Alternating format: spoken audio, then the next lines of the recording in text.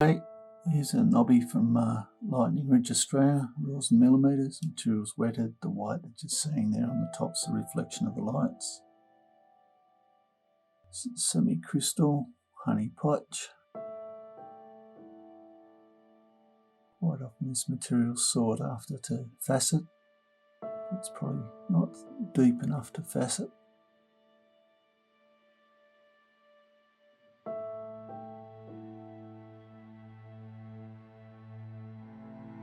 See the blue up there?